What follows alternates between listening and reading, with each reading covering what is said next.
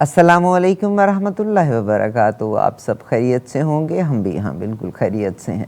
Programme میں آپ تمام کو خوش آمدید۔ ہم عارفہ مظفر ٹورنٹو سے آپ کے ساتھ۔ ہماری ویب سائٹ www.eawaz.com ہماری ویب سائٹ ہے، ضرور تشریف لائیے گا، اپنا فیڈ بیک ضرور دیجیے گا۔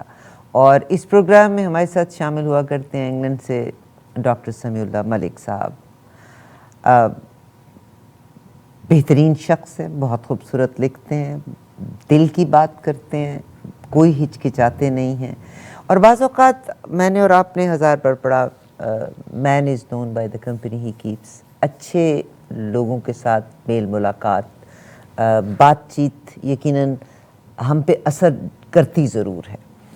اور آپ ان کی تحریروں کو bittertruth.uk پہ پڑھ سکتے ہیں۔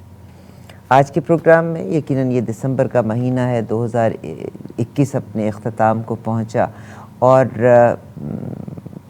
16 دسمبر 17 دسمبر میرے دماغ میں تو وہی فیض احمد فیض کا کلام رہا کہ ہم دیکھیں گے، لازم ہے کہ ہم بھی دیکھیں گے وہ دن کے جس کا وعدہ ہے۔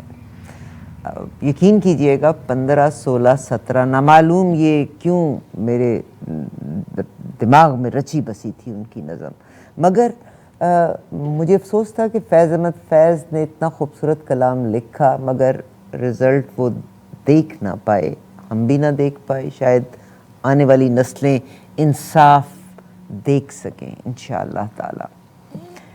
میں خوش آمدید کہنا چاہتی ہوں اپنے بہت پیارے بھائی قابل احترام ڈاکٹر سمیع اللہ ملک صاحب bittertruth.uk سے۔ سر السلام علیکم، کیسے ہیں آپ؟ جی وعلیکم السلام ورحمۃ اللہ وبرکاتہ، حیاک اللہ وبارک اللہ فیک۔ الحمدللہ، آپ خیریت سے ہیں؟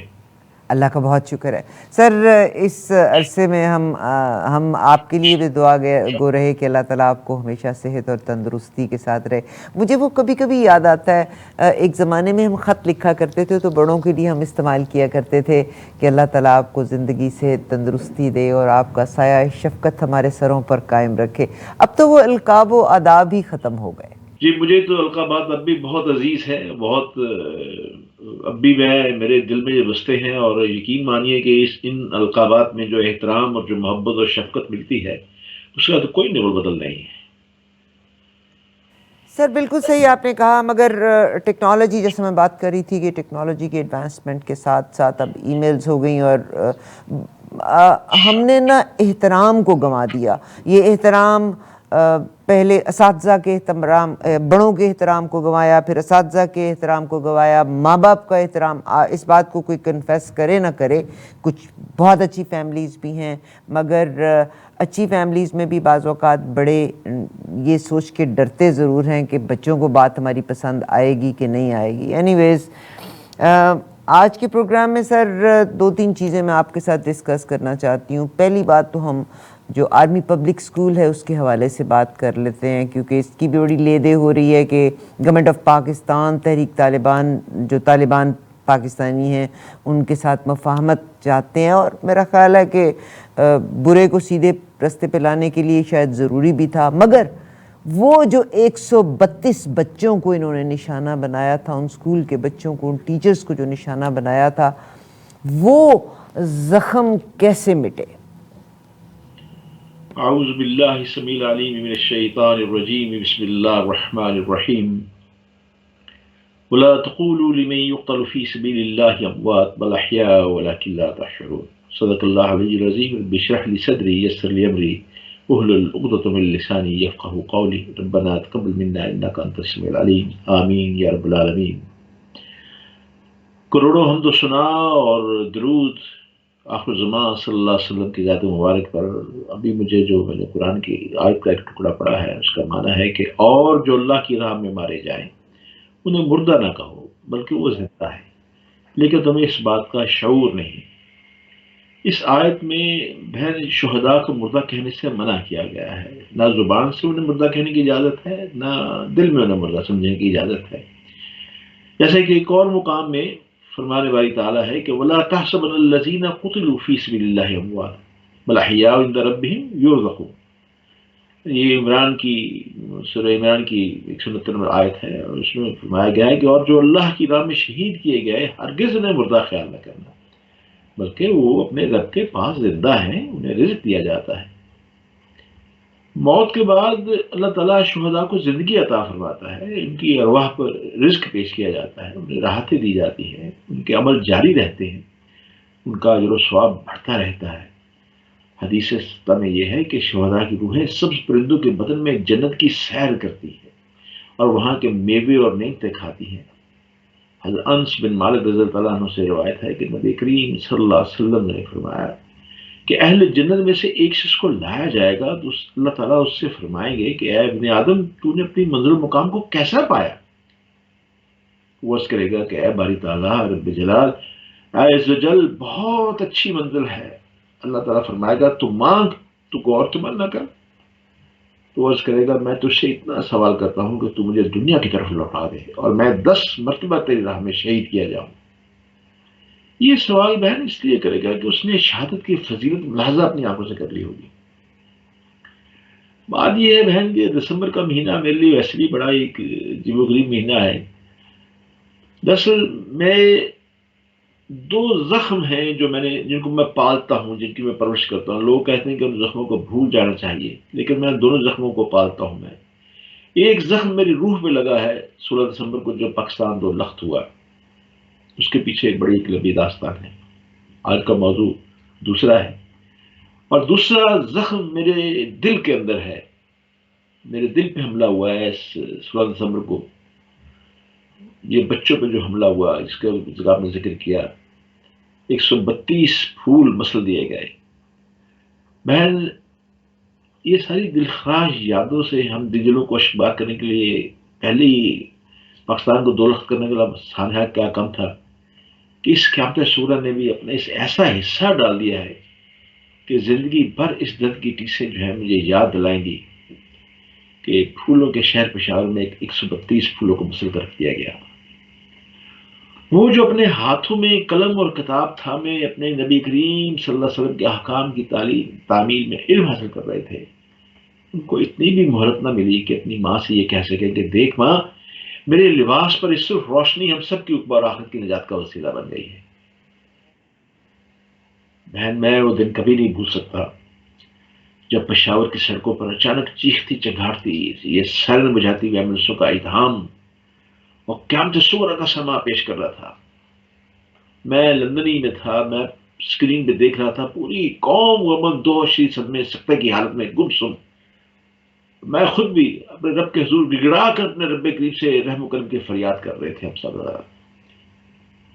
اور آپ نے دیکھا ہوگا وہ مناظر بڑے دلدوز مناظر تھے کہ ماں باپ دیوانگی میں ننگے سر ننگے پاؤں بھاگے ہوئے جا رہے ہیں اپنے پیارے معصوموں کو دیواروں کی طرح ڈھونڈنے کے لیے، سڑکوں پر دوڑ رہے تھے، اور یوں لگ رہا تھا کہ وہ اپنے آنے والی قیامت صغریٰ کو اپنے سینے پر روک دینے کے لیے اپنے بچوں کو بچانے کے لیے جا رہے ہیں۔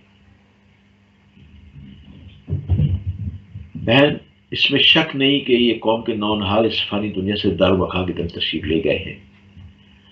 اس عارضی زندگی کی بہاروں اور گلوں کی خوشبوؤں سے منہ موڑ کر دائمی بہار سدا خوشبوؤں اور مہک کے گلستانوں میں براجمان ہو گئے ہیں، جنت کے گلستان میں بیٹھے ہیں۔ وہ اپنے ہر تعلق رکھنے والوں کو چھوڑ کر اپنے مولا کے ساتھ، اپنے رب کے ساتھ، کے ساتھ مضبوط تعلق کا رشتہ جوڑ چکے ہیں۔ تو بہن موت تو کوئی نئی چیز تو ہے ہی نہیں، موت تو ہر ایک کو آنی ہے، وہ چاہے مسلمان ہے، مانتا یا نہیں مانتا، وہ کسی مذہب کو بھی نہ مانتا ہو، پھر بھی موت پہ سے یقین ہے۔ اور موت کے قانون سے نہ تو کوئی نبی مستثنا ہے، نہ کوئی ولی، جو بھی آیا ہے اپنا مقرر کر اس دن سے رخصت ہو جاتا ہے۔ پھر بہن موت جو ہے زندگی کی سب سے بڑی محافظ ہے، ہم سب اس کی امانت ہیں۔ پھر کس کی مجال جو اس میں خیانت کر سکے؟ لیکن اس بھری معصومیت میں اس طرح حالت ایمان میں قربان ہو جانا ان بچوں کے حق میں، ان کے ماں باپ کے حق میں بڑی بڑی نعمت ہے۔ اور پھر کیوں نہ ہو بہن، ایسی موت وصل حبیب اور بقائے حبیب کا خوبصورت سبب اور حسین ذریعہ ہے۔ پھر آپ بھی جانتی ہیں، میں بھی جانتا ہوں کہ بقائے حبیب سے بڑھ کر اور نعمت کیا ہوگی۔ ہم جانتے ہیں اس دنیا میں جو بھی آیا ہے اسے یقینی دن جانا ہے، اور دراصل اس دنیا میں آنا ہی در کی جانے کی تمہید ہے، آغاز ہے، مگر جیسا آپ نے ذکر فرمایا بعض جانے والے اپنے ماں باپ، لاحقین، اہل وطن کے لیے دولت، فخر، اس بات کی ایسی وراثت چھوڑ جاتے ہیں کہ جس کے آگے یہ دنیا کے خزائن محشن سے مالا مال شہنشاہ بھی 100 فقیروں کا فقیر اور 100 کنگالوں کے کنگال لگتے ہیں۔ ان 132 معصوم شہداء نے اپنے خون دل اور جان سے پائے رسول صلی اللہ علیہ وسلم کے نقوش کو ایسا اجاگر کیا ہے کہ ہر کسی کو اب اپنی منزل آسان دکھائی دے رہی ہے۔ ان بچوں کی لاہیت، خلاص نیت اور بے لوث ادائے فرض نے ایک ہی جسم میں تمام فاصلے عبور کر لیے، جس کی تمام انبیاء، صحابہ اور صالحین نے ہمیشہ خواہش کی تھی، تمنا کی تھی۔ ان معصوم عظیم شہداء کا خون پاکستان کی ان بنیادوں میں جا کر، اپنے آباء و اجداد میں جا کر ضم ہو گیا ہے جنہوں نے اس ملک کو کلمے کی بنیاد پر وجود میں لانے کے لیے اپنی جانیں قربان کی تھی۔ اور بہن، میرا وجدان اس بات کی گواہی دیتا ہے، اور اس بات کی گواہی دے رہا ہے کہ ان کی قربانیاں تا قیامت تک کفر کے تمام تاریک جزیر پر ایمانی قوت کے ساتھ کڑکتی اور قومتی رہیں گی جنہوں نے یہ ناپاک منصوبہ تیار کیا تھا۔ ان شہادتوں نے جہاں اور بے شمار باتوں کا سبب یاد دلایا ہے، وہاں ایک یہ بات بھی ہمارے ذہن نشین کروائی ہے کہ عالم اسباب میں سانس کا ایک توجہ اور ذرے کا ایک حقیر وجود بھی تخلیق اسباب اور ترتیب نتائج میں اپنا حصہ رکھتا ہے۔ جس طرح عمل بد کی ایک خراش بھی آئینہ ہستی کو دھندلا جاتی ہے، اسی طرح عمل خیر کا ایک لمحہ بھی عالم کے اجتماعی خیر کے ذخیرے میں بے پناہ اضافہ کر دیتا ہے، اور لوح زمانہ میں ریکارڈ ہو کر کبھی نہ کبھی ضرور گولتا ہے اور میزانی نتائج میں اپنا وزن دکھاتا ہے۔ اور ہمارے تمام شہداء آخرت کو جب گروہ در گروہ اپنے رب کے ہاں حاضر ہوں گے تو یہ معصوم بھی شہداء کے گروہ میں شامل اپنے رب کے وہاں اس طرح شان سے جائیں گے، اس شان سے حاضر ہوں گے، اس تمتراک سے جائیں گے کہ وہاں پہ تمام عالم رش کرے گا۔ لیکن بہن، خدا سے ہم نے بھی ملاقات کر لی ہے، خدا جانے کب، دور نہیں، اللہ جانتا ہے کب ہوگی، خدا جانے کہاں ہوگی، کیسی ہوگی، کس۔ صحیح بات کہہ رہے ہیں۔ میں نے اپنی زندگی میں ایک وقت گزارا جس میں ہر بندہ آتا تھا تو مجھے کہتا تھا وقت کے ساتھ صبر آ جائے گا، مگر میں نے وقت گزارا۔ آپ کو میں ایک بات کا یقین دلاتی ہوں، آپ نے اتنی اچھی بات چیت کی کہ بھئی یہ یقیناً یہ بچے اپنے ماں باپ کے لیے جنت کا باعث بھی بنیں گے، ان کی شہادت ہے، مگر وہ ماں جس کی کوکھ سے جنم لیا تھا، وہ باپ، آپ کا کیا خیال ہے کہ وہ ایک نوالا بھی لیتے ہوں گے تو ان کو وہ بچے اپنے یاد نہیں آتے ہوں گے؟ کیسے ہو سکتا ہے سر یہ صرف مطلب میں آج یہ فیل کرتی ہوں، کہیں کسی کی ڈیتھ بھی ہو جاتی ہے تو بعض اوقات مجھے کال کرنا بڑا مشکل لگتا ہے کہ میں صرف الفاظ اپنے استعمال کروں گی، نقصان جس کا ہوا ہے یہ وہ بہتر سمجھتا ہے، مگر ہم یہ بھی پھر کہتے ہیں کہ اللہ تعالیٰ نے ہر انسان کو کانشیس دیا ہے، مارنے والے بھی کلمہ گو، مرنے والے بھی کلمہ گو، اور وہ بھی کون؟ جو کلیاں، چھوٹی چھوٹی کلیاں، انہوں نے تو سر کسی کا کچھ نہیں بگاڑا تھا، یہ انہوں نے جن لوگوں نے بھی یہ اٹیک کیا تھا آرمی پبلک اسکول کے بچوں پہ کیا تھا، کیا indirectly was it an attack on army اور واٹ اٹ واز؟ بات یہ ہے بہن کہ اس میں تو کوئی شک نہیں، میں سب سے پہلے آپ کے توسط سے ان شہداء کے تمام ماں باپ سے انہیں پرسہ دینا چاہتا ہوں اور مبارکباد بھی دینا چاہتا ہوں کہ انہوں نے اپنے بچوں کو اسکول بھیجا تھا اور وہ انتظار کر رہی تھی کہ وہ بچے گھر آئیں گے، کھانا کھائیں گے، کپڑے تبدیل کریں گے، لیکن وہ بچے وہیں سے سیدھا ہی جنت میں چلے گئے۔ اور وہاں اب آپ دیکھیے ساری زندگی کا مقصد یہی ہوتا ہے کہ وہ آدمی ایسا کام کر جائے کہ اس کی منزل گول اس کا وہی جنت ہوتی ہے جس جنت میں وہ سارے بچے چلے گئے، معصوم چلے گئے۔ لیکن آپ کی بات درست ہے، یہ کہنا بہت آسان ہے۔ میں ایسی ماں کو جانتا ہوں کہ اس کا باپ سکندر کی بات کرنے لگا ہوں میں، مجھے بڑا دکھ ہو رہا ہے اس کا. ایک رات پہلے میری ان بچوں سے بات ہوئی، اور اگلی صبح جب میں نے یہ منظر دیکھا، وہ مجھے پتا دونوں اے پی ایس میں پڑھتے ہیں، باپ ان کا وزیرستان میں لڑ رہا ہے، وہاں پہ شہادت تلاش کر رہا ہے، اور بچوں نے اس سے پہلے ہی شہادت قبول کر لی. اور بچے، وہ ماں، دو ہی بچے اس کے، ماں نے جب بچوں کو دیکھا اس حالت کے اندر، ان کو تابوت دیکھے، تو ماں کی زبان بند ہو گئی، بول نہیں سکی. 2 سال 2 مہینے کے بعد اس کا بھی انتقال ہو گیا، وہ بچوں سے جا ملی. کم دکھ ہے. آج میرا بھائی سکندر اکیلا بیٹھا ہوا یاد کرتا ہے وہ بچوں کو. آپ بات صحیح کہہ رہی ہیں کہ کلمہ پڑھنے والے بظاہر تو وہ تھے، لیکن کیسے کلمہ پڑھنے والے تھے؟ بات یہ ہے کہ خدا سے ہم نے بھی ملاقات کرنی ہے، وہ بھی ملاقات کریں گے، لیکن کس حال میں ملاقات ہوگی؟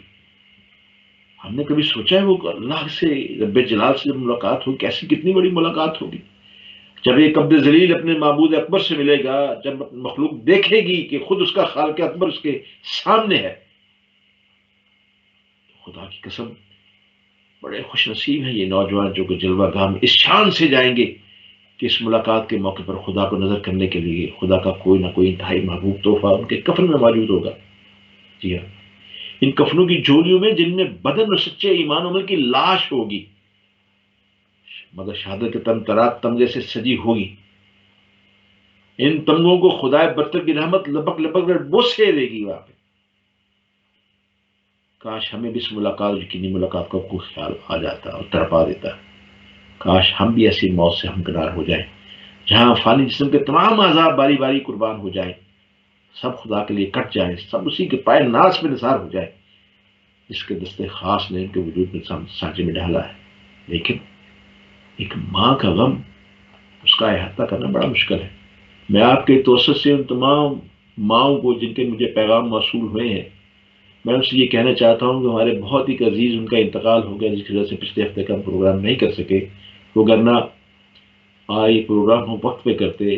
عارفہ بہن تو موجود تھیں، لیکن میں موجود نہیں تھا، مجھے اس تہجد تکفین پہ جانا تھا، اس چیز میں پروگرام نہیں کر سکے. لیکن وہ زخم، آپ کا جو زخم ہے، میں نے آپ سے عرض کیا کہ یہ زخم میرے دل کا ایک زخم ہے جسے میں بھلا نہیں سکتا ساری عمر. میں یہاں سے صرف اتنا کہنا چاہتی ہوں کہ میرے الفاظ کافی نہیں ہیں. میں ان ماؤں کی تکلیف کو محسوس بھی کر سکتی ہوں، مگر مجھے افسوس پاکستان کے تمام پولیٹیشنز کے اوپر ہے، چاہے وہ کسی بھی پارٹی کے ساتھ تعلق رکھتے ہوں. انسانیت کا عالم یہ ہے کہ جانور بھی اگر کبھی ایک مر جائے نا، تو باقی جانور چیختے چلاتے اوپر چلے پھر رہے ہوتے ہیں. آپ نے اکثر نوٹ کیا ہوگا، اگر کبھی ایک گھر میں ڈیتھ ہو جائے تو آپ کے ساتھ نان مسلم بھی ہو نا، بعض اوقات وہ فنکشن کرنے میں یا تھوڑا فرق کرتے ہیں کہ بھئی ایک گھر میں غم ہو رہا ہے تو ہم احساس کرتے ہیں جن لوگوں میں انسانیت ہے. مگر جب یہ آرمی پبلک اسکول کا واقعہ ہوا تھا ان دنوں میں، یہ آئی بلیو 2014 کا واقعہ ہے، اور زمانے میں خیبر پختونخوا میں پی ٹی آئی کی حکومت تھی، عمران خان صاحب کی حکومت تھی، اور یقیناً انہوں نے جن لوگوں کے والدین کے پرسے کے لیے وہاں پہ موجود بھی تھے. مگر غم کی بات یہ ہے کہ آج کے دور میں بھی اگر آپ دیکھ لیں کہ اگر ایک جانور کو بھی کچھ ہو جاتا ہے نا، تو باقی سارے جانور اوپر منڈلا رہے ہوتے ہیں، چیخ رہے ہوتے ہیں، چلا رہے ہوتے ہیں. اس واقعے میں اس وقت کی جو پی ٹی آئی کی حکومت تھی یا خیبر پختونخوا میں جن لوگوں کی حکومت تھی، وہ چھپ کے شادی کر کے بیٹھے ہوئے تھے، نکاح کر رہے تھے، جو کہ بعد میں ایکسپوز ہو گیا. کوئی برائی نہیں ہے نکاح کرنا، مگر میں یہ کہتی ہوں کہ ہمارے قول اور فعل کا تضاد ہی ہمیں مار گیا. اگر ہم غم میں ہیں تو ہم غم میں ہیں، اگر ہم کسی کے غم میں ہیں تو کسی کے غم میں موجود ہیں. یہ نہیں کہ میں وہاں پرسہ دے کے آ رہی ہوں اور اندر بیٹھ کے میں نے چوری شادی کر لی. اس میں کوئی شک نہیں. بہرحال آپ نے آئی یہ فیل سیڈ. بڑے صدمے کی بات ہے جو آپ نے جو فرمائی ہے، اس میں کوئی شک نہیں. بہت سے آپ جیسے مجھ جیسے جتنے بھی درد دل لوگ ہیں، ہم نے بڑا محسوس کیا، محسوس ہوا بھی، اور اب بھی یہ محسوس ہوتا ہے اس میں صرف ان کا یہ نہیں کہ میں کسی حکومت کے، میں تو پاکستان کے ہر پارٹی کے بارے میں یہ کہتی ہوں کہ آپ کسی بھی بے حسی کا عالم ہے، چاہے وہ آپ کی مسلم لیگ نون کی حکومت ہے، چاہے وہ پیپلز پارٹی کی حکومت ہے، اور چاہے وہ پی ٹی آئی کی حکومت ہے، تمام پولیٹیشنز پرلے درجے کے بے حس لوگ ہیں، مگر میں ان کو بھی قصوروار نہیں ٹھہراتی، میں تو اپنے آپ کو قصوروار ٹھہراتی ہوں کہ ہم اور آپ ہیں جو ووٹ ڈالتے ہیں تو ہم صحیح اشخاص کا انتخاب نہیں کرتے، مگر میرے کسی سوال کا میرے پاس خود جواب نہیں ہے۔ یہ تو اللہ نے کہہ دیا جیسی قومیں ہوتی ہیں ویسے ہی لیڈر ہوتے ہیں۔ بہرحال وہ بچے، ان کے پیرنٹس، کہ وہ بچے آپ نے ذکر کیا نا کہ وہ مارنے والے بھی کلمہ پڑھنے والے، نہیں ایسی بات نہیں۔ میں یقیناً اپنے یقین اور ایقان کے ساتھ یہ بات کہتا ہوں کہ یقیناً بچوں کے تھڑ ان شیطانی قوتوں کا شکار تو ہو گئے، مگر بہن اشک بار آنکھوں سے 100 بار چومنے کے لائق ہیں یہ کہ فرشتے ان کو اٹھا کر اللہ کے ہاں حاضر ہو گئے۔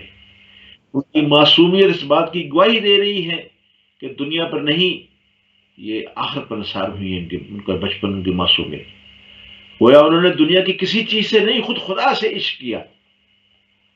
انہوں نے دنیا کی ساری اشیاء اور اشیاء پر نہیں، خود رسول اکرم صلی اللہ علیہ وسلم کی ذات مبارک پر ایمان کی بنیاد رکھی۔ سر میرا بلکہ دل کرتا ہے کہ میں ایک دن آپ کے ساتھ پروگرام کروں گی۔ میر جعفر، میر قاسم کو ہم نے اپنی تاریخ میں بہت پڑھا۔ میر جعفر 1 سال صرف عیاشی کر سکا تھا، جو اس نے اپنے ضمیر کو جو بیچا تھا۔ اس کے بعد اس کا داماد میر قاسم آ گئے تھے۔ اللہ کرے کہ آج کے جتنے غدار اور ٹریٹرز ہیں اس بات کو ضرور ذہن میں رکھیں، تاریخ کے اس ورق کو ضرور ایک دفعہ پڑھ کے دیکھیں کہ اگر آپ زیادتی کرتے ہیں تو اس زیادتی کا صلہ آپ کو بہت لمبے عرصے تک نہیں ملتا۔ یہ قدرت کا قانون بڑا عجیب ہے۔ کے لیے ایک بات میں اور بھی عرض کرنا چاہتا ہوں، یہ ہے کہ میں ان تمام ماں باپ سے جن کے نونہال، جن کے پھول مسل دیے گئے، ان سے میں یہ عرض کرنا چاہتا ہوں کہ آپ کے یہ تمام معصوم تو دنیا کی نشیلی چھاؤں میں نہیں بلکہ شہادت کے پرشوق سائے میں نہ لے کے اللہ کے پاس چلے گئے، اور اللہ نے انہیں زندگی کی دل فریب اور ایمان کی شاہکار شاہراہ پر اس طرح گامزن کیا ہوا ہے کہ زندگی سے ہٹ کر شہادت اور شہادت کو اس بات تک کچھ سوچنے کا انہیں موقع ہی نہیں مل سکا، اور بچپن میں اپنے اللہ کے ہاں چل گئے۔ وہ اپنے معصوم بچپن شباب حسن سے وجد کرتے ہوئے اللہ کے ہاں اس طرح حاضر ہو گئے کہ حسن جوانی بار بار ایسی حسرت کرے گی۔ بہت شکریہ سر۔ ہماری بریک کا ایک وقت ہوا چاہتا ہے، بریک کے بعد واپس آتے ہیں۔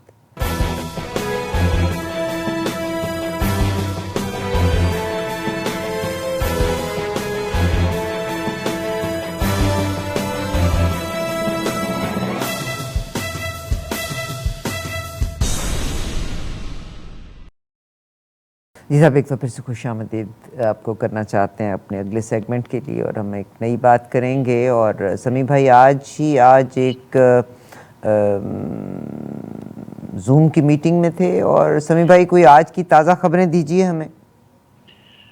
بہن دراصل آج میں ایک سیمینار میں شریک تھا امریکہ کے اندر، بہت بڑا تھنک ٹینک ہے، اور اس کے اندر ایک نئی پھر سے سوچ شروع کر دی گئی ہے، اور وہ پروگرام تو ڈھاکہ فال کے اوپر ہی تھا، لیکن وہ کسی طریقے سے پاکستان کی فوج کو پھر سے ملائن کر رہے تھے۔ جی ڈھاکہ، وہ جو حمود الرحمان پشر رپورٹ تھی وہ فوج نے اسے پبلش نہیں ہونے دیا، اور آج بھی جو فوج جو ہے وہ عدالتوں کے اوپر قابض ہو چکی ہے۔ عدالتیں ہماری وہاں پہ آزاد نہیں ہیں۔ ہمیں جو ہے اگر ملک کو کہیں آگے لے کے جانا ہے تو ہمیں اپنی فوج کو کمانڈ ڈالنی پڑے گی، وہ عدالتوں کو آزاد کرنا پڑے گا ان کے تسلسل۔ تو میں یہ دیکھ رہا ہوں کہ یہ وہی پروپیگنڈا شروع ہو گیا ہے جو کہ سن اختر کی اس ڈھاکہ فال تو شروع ہوا تھا۔ میں بڑے ادب سے یہ بات عرض کرنا چاہتا ہوں، مجھے یہ بتائیے، میں اس بات کو ٹچ نہیں کرنا چاہتا، لیکن یہ ہے کہ آپ یہ تو دیکھیے کہ آج خود ڈھاکہ فال کے بارے میں جو حقائق سامنے آ رہے ہیں، خود ہندو مورخ جو ہیں وہ کیا لکھ رہے ہیں، بنگالی جو ہیں وہ کیا لکھ رہے ہیں۔ ہمارے یہاں بہت بڑے پروفیسر ہیں، بہت بڑے محقق ہیں، پروفیسر مومن صاحب یہاں پہ انگلینڈ برطانیہ میں لندن میں موجود ہوتے ہیں، ان کی کتاب پڑھیں تو رونگٹے کھڑے ہو جاتے ہیں۔ آنکھوں دیکھیں حال جو انہوں نے بتایا ہے کہ کس طرح یعنی پاکستانی فوج کے اوپر الزام لگائے گئے ہیں، اور آج پھر اسی فوج کو ملائم کرنے کی آپ کوشش کر رہے ہیں۔ آپ دیکھیے کہ دو لخت ہو گیا، اس کے بعد فوج سے ڈیمورلائز ہوئی، اس کے بعد وہی تو فوج ہے نا جس نے آپ کو پھر ایک ایٹمی پاور بنا دیا، ایٹمی طاقت بنا دیا، اور پھر وہ کہتے ہیں جی ہماری عدالتیں آج بالکل پھر سے وہ کام نہیں کر رہی، فوج جو ہے روک رہی ہے۔ میں آپ کے توسط سے پورا ایک پروگرام کر چکے ہیں عدالتوں کے اوپر، خدا کی پناہ لوگ کس طرف چل پڑے ہیں دوبارہ۔ آج کل سوشل میڈیا میں پھر سے بے ہنگم سی بکواس شروع ہو چکی ہے۔ مجھے یہ بتائیں کہ اب اس وقت پاکستانی عدالتوں میں خود عدالتی اعداد و شمار کے مطابق 21.5 لاکھ سے زیادہ کیسز جو ہے بوسیدہ فائلوں میں دفن ہو چکے ہیں۔ کیا اس کے پیچھے فوج کا ہاتھ ہے؟ یہ جنرل باجوہ کہتا ہے کہ ان کا کیس کو نہ سنا جائے، کو دیر کیا جائے۔ آپ مجھے یہ بتائیے کہ عدالت عالیہ جو ہے سپریم کورٹ ہماری، اس میں 52,000 سے زیادہ کیسز جو ہے منصفوں کی راہیں تک رہے ہیں۔ منصف جو ہے اپنے تمام کام چھوڑ کے وہ سنش خطابت کے جوہر دکھانے میں مصروف عمل ہیں۔ کیا اس کے پیچھے بھی جنرل باجوہ کا ہاتھ ہے؟ لاہور ہائی کورٹ میں 1,93,000 سے زائد کیسز کا انبار لگا ہوا ہے، لیکن ججز جو ہیں وہ صرف زرداری کا، اس کی بہن کا، مریم کا، اس کے ابو کا، اس کی خدمت کے سہولت کے فرائض سر انجام دے رہے ہیں۔ کیا جنرل باجوہ نے یہ روک رکھا ہے کہ باقی مقدموں کو فیصلہ نہ کیا جائے؟ سید رسول کو جب لاہور ہائی کورٹ نے قتل کیس میں بری کیا تو پتہ چلا، بتایا گیا عدالت کو 2 سال پہلے وہ جیل میں انتقال کر گئے، انہیں بری کر دیا گیا بے گناہ کر کے، لیکن جیل میں 19 سال جیل میں مارے گیا۔ مظہر حسین کو 19 سال بعد قتل کیس میں سپریم کورٹ نے بری کر دیا، تو مدد عدالت کو بتایا گیا جناب وہ 2 سال پہلے جیل ہی میں وفات پا چکے ہیں وہ بھی۔ آئیے، رحیم یار خان کے 2 سگے بھائیوں کو پھانسی چڑھائے جانے کے بعد عدالت اس نے بے گناہ قرار دے کے بری کر دیا تھا۔ کیا یہ بھی فوج نے منع کر رکھا عدالت کو بھی اس کا اتنی تاخیر ہوتی؟ وہ جو 2 بے گناہ جن کو قرار دیا پھانسی دے کے، اس کو قتل کا ذمہ داری کس کے اوپر ہے؟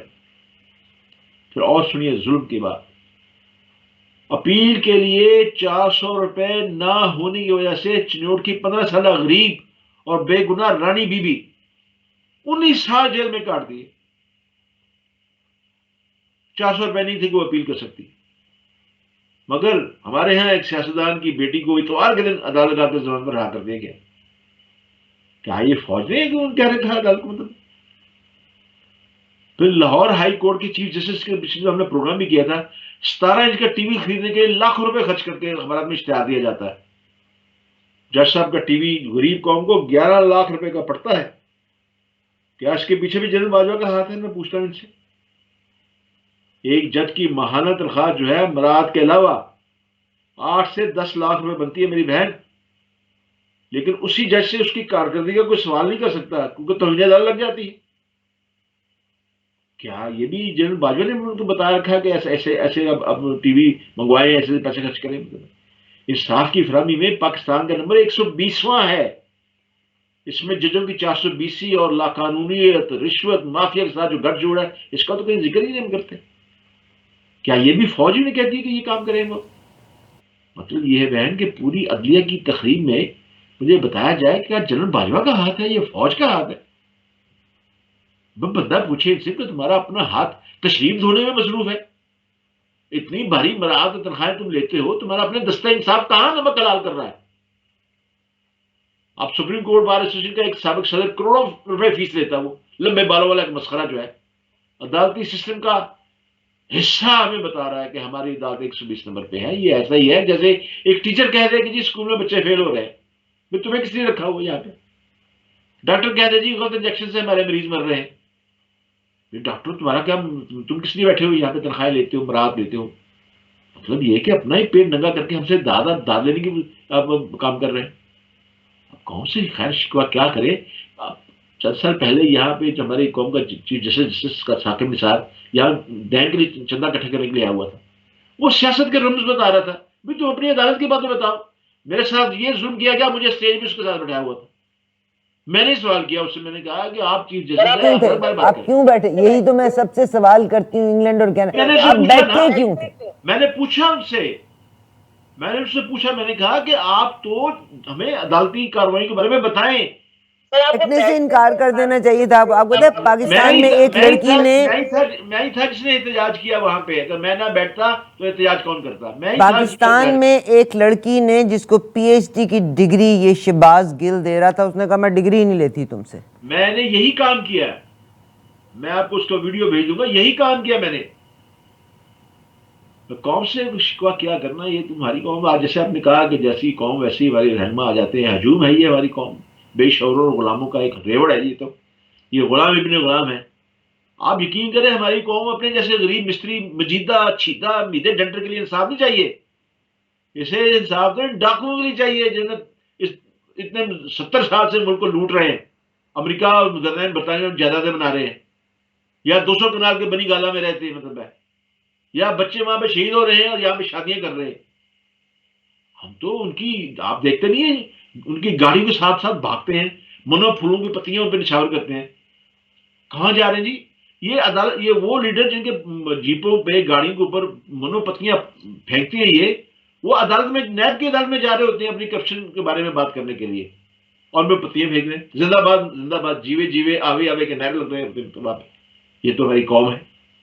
اب کیا سر اگر آپ تاریخ کے ورق اٹھا کے دیکھیں نا تو ایون مسلم بادشاہوں میں بھی تخت اور تاج کے لیے انہوں نے اپنے سگے بھائیوں کو بھی مروایا, سگے بیٹوں کو بھی مروایا. تو وہی چیز ہی ہمارے خون میں آج بھی. اور یہ تو پاکستان کی جو عوام ہیں ان کی یہ جو ہماری شخصیت پسندی ہے نا, چاہے کسی ریلیجیس شخص کی ہو چاہے کسی پولیٹیکل شخص کی ہو, وہ غلط ہے.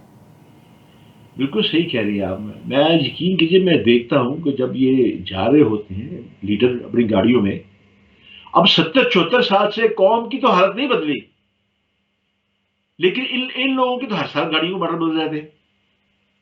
بڑی فنی بات اور دیکھتی ہوں میں,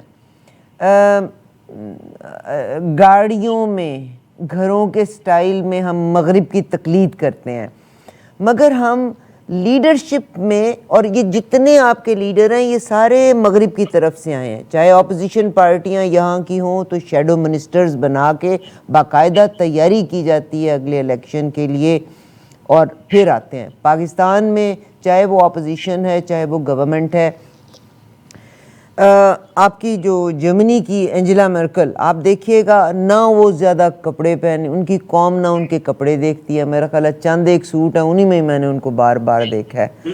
اپنے گھر کے کام کاج ایک اپارٹمنٹ کے بیچ میں رہتی ہیں, کوئی اتنی آمدن نہیں, کوئی جائیداد نہیں ہے, کوئی اتنا, مطلب وہ اپنی زندگی گزارتی ہیں. تو ہم اپنے رہائش میں, اپنے رہن سہن میں ہم بڑے شاہی انداز میں رہنا چاہتے ہیں. ہم وہاں مغرب کی تقلید نہیں کرنا چاہتے, مگر جہاں ہم نے گندی زبان ایف ورڈ کا استعمال کرنا ہے ہم نے مغرب کی تقلید کرنی ہے, جہاں ہم نے فیشن کرنا ہے ہم نے مغرب کی تقلید کرنی ہے. تو یہ کیا وجہ ہے؟ میں آپ کو چھوٹی سی ایک اور مثال میں بتا دوں, اس کے بعد میں آپ کی وجہ کی طرف آتا ہوں. آج سے کچھ سال پہلے یہاں برطانیہ کی وزیر اعظم تھی مارگریٹ تھیچر کا, آخری وقت تھا, آخری دور تھا. ایک ملاقات کی ڈیلیگیشن ہم بھی گئے, تو جو ہمیں تو آیا گیا اندر, تو وہ تقریباً کوئی 3 یا 4 منٹ لیٹ آئی, اور آتے ہی انہوں نے معذرت کرنی شروع کر دی. انہوں نے کہا کہ دراصل بات یہ ہے کہ یہ میرا لنچ ٹائم تھا, اور میرا خیال تھا کہ صبح اپنے شوہر کی طرف یعنی تھیچر کی طرف انہوں نے اشارہ کیا, کہ انہوں نے کہا کہ میرا خیال تھا کہ صبح اپنے برتن جو اس نے دھو دیے ہوگے وہ بھی سنک میں رکھ گیا تھا, مجھے سارے برتن دھونے پڑے. تو وہ اپنا سارا کام خود کرتی تھی. پھر میں نیچے آیا, I'm sorry that I'm 4 minutes late. یہ میں نے خود اپنے کانوں سے, آنکھوں سے دیکھا یہ بات. مگر جتنے آپ کے لیڈر اب اس وقت انگلینڈ میں بیٹھے ہوئے ہیں, آپ کے جی, انگلینڈ نے بھی آپ کے ٹریٹرز کو خریدا ہوا ہے, ان کو جگہ بھی دی ہوئی ہے, ان کو نکلنے بھی نہیں دیں گے. اگلی بات سن, میں یہ کہتا ہوں ایک اور بات. ہم جو آپ نے جو وجہ پوچھی نا, میں وجہ کی طرف آنا چاہتا ہوں. دیکھیے بہن, میں آپ سے کسی بات کا وعدہ کروں وہ توڑ دوں, پھر وعدہ کروں پھر توڑ دوں, پھر وعدہ کروں پھر توڑ دوں, پھر آپ کیا کریں گے؟ آپ کہیں یہ جھوٹا آدمی ہے, میری کسی بات کا آپ یقین نہیں کرے گی. ہم دن میں 37 مرتبہ کہتے ہیں یہ آکنا عبد و یہ آکن استائی.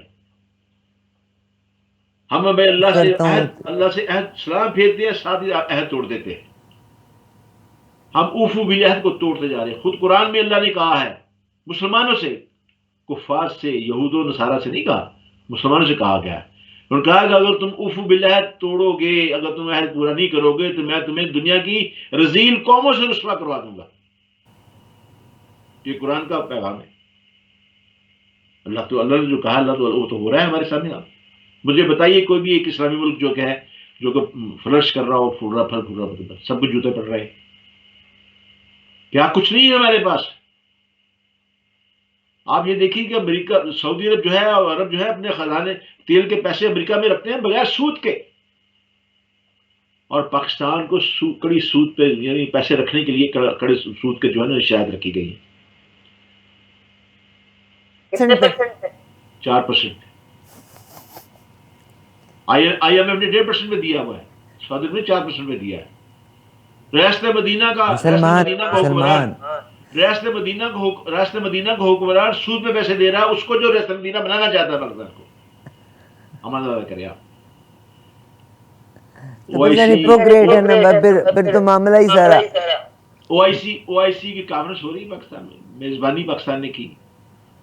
وہ سعودی عرب کی اس میں پیچھے اس کا تھا کہ کروائی جائے، کیونکہ سعودی عرب کو پتا تھا کہ اگر میں خود کرواؤں گا تو کئی ممالک نہیں آئیں گے، ایران نہیں آئے گا، ترکی نہیں آئے گا، ملائیشیا نہیں آئے گا، کچھ لوگ نہیں آئیں گے. تو پاکستان کو پھر رکھا گیا کہ تم رکھو. افغانستان کے اوپر مطلب ہے یعنی کانفرنس کی. اچھا ہے، کیا کر دیا ہم نے. ہمارے خزانے کے پیسے جہاں پڑے ہوئے ہیں وہاں سے اجازت ملی ہے پیسے دینے کی، افغانستان کو بچانے کی. میں لوگوں سے کہتا ہوں بھائی میری باتیں تلخ ضرور ہیں، سوچو ذرا غور کرو. تم کہتے ہو جی ہم نے امریکہ کی بھرکس نکال دیا، فلاں کر دیا، یہ کر دیا، وہ کر دیا. وہ ٹھیک ہے، وہ چلا گیا، لیکن بات ساری مسلم امت کو 100 سال پیچھے چھوڑ گیا. وہ پہلے ہی 100 سال پیچھے تھے، اب 200 سال پیچھے چلے گئے ہیں. سر آج جب آپ ساری یہ او آئی سی کی بھی بات کر رہے ہیں، آپ نے نیا دروازہ واقعی سعودی عربیہ نے اس لیے نہیں اپنے پاس کی کہ بہت سے ممالک نے آنا نہیں تھا، پاکستان کے ذمہ لگ گیا.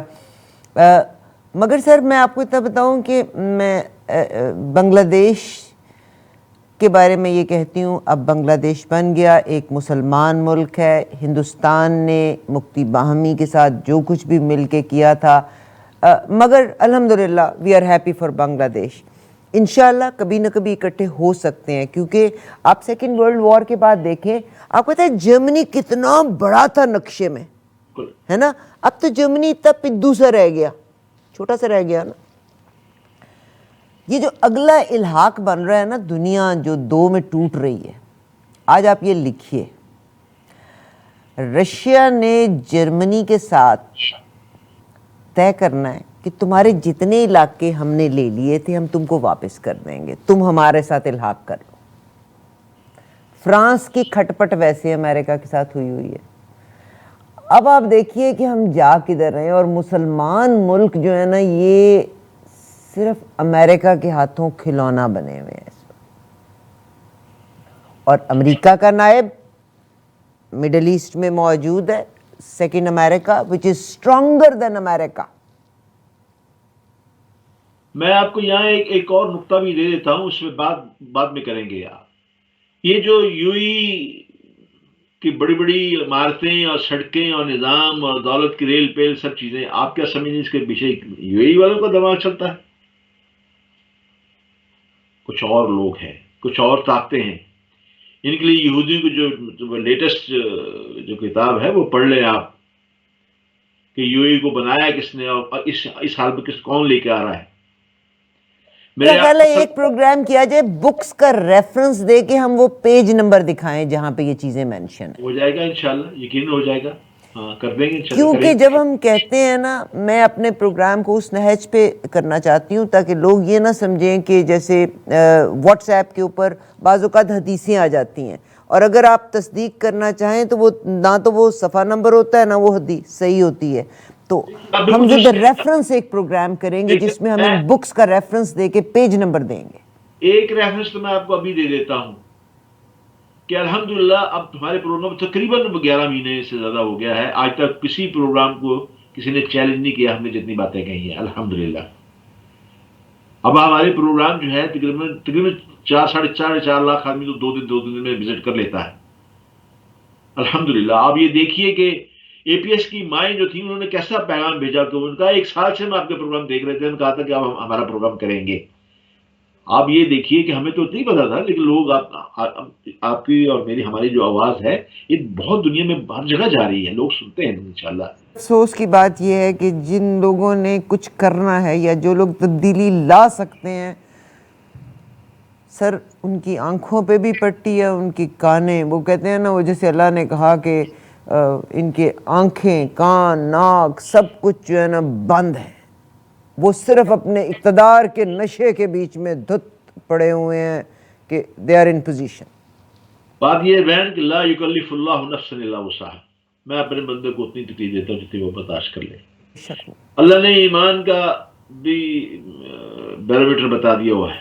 یہ تو سر آپ بھی بڑی تسلی دے رہے ہیں نا، میں نے یہ تسلیاں بڑی سنی ہوئی ہیں. نہیں تسلی نہیں دے رہا، میں اپنی بہن، میں کہتا ہوں میری بہن مجھے آپ کی طرف سے مجھے بڑا اچھا موضوع ملتا ہے، اور اللہ تعالیٰ آپ کو جزائے خیر دے. آپ بہت اچھا پروگرام کر رہی ہیں. اب میں آپ کو بتاؤں دوسری بات یہ ہے کہ کم سے کم ایک پلیٹ فارم تو ہے نا جس پہ ہم کھل کے باتیں کرتے ہیں. بات آپ کو میں بتاؤں، ایمان کے 3 درجے ہیں. حدیث کا مفہوم ہے 3 درجے ہیں. اگر آپ کسی برائی کو دیکھیں تو طاقت سے روکیں، تلوار سے روکیں. اگر آپ سمجھتے ہیں آپ میں طاقت نہیں ہے تو اپنی تحریر سے، کلام سے روکیں اسے. جو آپ کر رہے ہیں یہ کر رہے ہیں ہم یہ بات. اور تیسری یہ ہے کہ اگر یہ بھی آپ کو طاقت نہیں ہے تو پھر ایمان کا آخری اور ضعیف درجہ کہ دل کو برا سمجھے. الحمدللہ ہم اپنے پاس جتنے مینز ہیں ان کو پورا استعمال کر رہے ہیں. انشاءاللہ اللہ قبول کرے گا انشاءاللہ. دیکھیے میں آپ کو ایک بات بتاؤں، بڑی اچھی ایک شاعری ہے ہماری کشمیری زبان کی، اس کا میں ترجمہ آپ کو بتاتا ہوں، عربی کی بھی ہے. اس نے کہا کہ جب قیامت کے روز یوسف صاحب کے خریداروں کی فہرست جائے گی نا، وہاں پہ سارے لوگ گئے یوسف خریدنے کے لیے، تو وہ مائی بھی جائے گی جو اٹی لے کے گئی تھی سود کی، اس کا بھی خریداروں میں نام ہوگا. اور جب حضرت ابراہیم کا اتنا بڑا الاؤ تھا تو ایک ابابیل تھی چونچ میں پانی لے کے جا رہی تھی. اس نے کہا ابابیل نے، یہ تمہاری چونچ آسمان سے لگی ہوئی آپ کو کیسے بجھائے گی؟ اس نے کہا مجھے اس کی فکر نہیں ہے، مجھے فکر یہ ہے کہ جب وہ آگ بجھانے کا نام آئے گا اس میں میرا نام بھی آئے گا کہ میں بھی چونچ میں اپنی مقدار پر پانی لے کے گئی تھی. بہن آپ کو کتنی مثالیں دوں، اور بڑی مثالیں آپ کو میں دے سکتا ہوں اس معاملے میں. الحمدللہ انشاءاللہ اس کا اثر کیا ہوتا ہے آپ یقین کیجئے، آپ کے ساتھ جو کتھارسس ہوتی ہے پورا ہفتہ میں فریش رہتا ہوں. میں کہتا ہوں کہ ٹھیک ہے الحمدللہ میں نے اپنے دل کی باتیں آپ سے کی ہیں، جو اللہ کو راضی کرنے کی باتیں کی. میں اپنے دل کا جو حال بیان کرنا چاہتی ہوں، میرا دل تھا 2 چیزیں آپ کے ساتھ شیئر کروں. ایک شاعری بڑی خوبصورت ہے، دریا کو کوزے میں بند کرتی ہے. ایک تو وہ بچے کی ایک جو اس نے قومی نغمہ گایا ہے، ایک وہ. مگر میرا دل کرتا ہے کہ آج میں فیض احمد فیض کے کلام کے ساتھ اس پروگرام کا اختتام کروں. سن لیں میرا، یہ اے پی ایس کے بچوں مجھے یاد آ گیا، آپ نے شاعری کہا کہ ہمارے کھلنے اور جھڑنے کے دن ایک ساتھ آئے ہیں، ہمیں دیمک نے چاٹا ہے شجرکاری کے موسم میں. ہمیں دیمک نے چاٹا ہے شجرکاری کے موسم میں. مگر میں وہ بچے کا وہ بھی بڑا خوبصورت ہے جو اس نے ایک ترانہ پڑھا. مگر نہیں، آپ اقبال بانو کی آواز میں حق ادا کیا انہوں نے. لازم ہے کہ ہم بھی دیکھیں گے. اسی کے ساتھ میں پروگرام کا اختتام کرتی ہوں. اور آپ یقین کیجئے گا کہ وہ تمام لوگ، پاکستان نے جتنی قیمت ادا کی اس دہشت گردی کی، میرے اپنے مسلمان پاکستانی بھائی بہن بکے. آئی پرسنلی نو، جس میں لوگ کچھ لاکھ ڈالرز کے لیے پاکستان کے اگینسٹ پروپیگنڈا کرتے ہیں. کچھ بھی نہیں حاصل ہونا، یہ زندگی بہت مختصر ہے. اور پاکستان کے اندر رہتے ہوئے اللہ تعالیٰ آپ کے دکھ وہ ہے جو کسی کے دکھ میں شریک ہوا جائے، کہ اس دکھ کو بھی سلامت رکھے، اس کا بھی آپ کو اجر عطا فرمائے. آپ یقین کیجئے کہ یہ دکھ ہم سب کی وہ امانت ہے جو کہ ہمیں اپنے آگے اپنی نسل کو مہیا کریں، اس کو ان کو دے کے جانا ہے. ہمیں یہی اجازت دیجئے گا، آپ اس کو سماعت فرمائیے گا. لازم ہے کہ ہم بھی دیکھیں گے وہ دن کے جس کا وعدہ ہے. فیض احمد فیض کا کلام آپ کی سماعت ہوگی. نظر اگلے ہفتے تک. اللہ حافظ.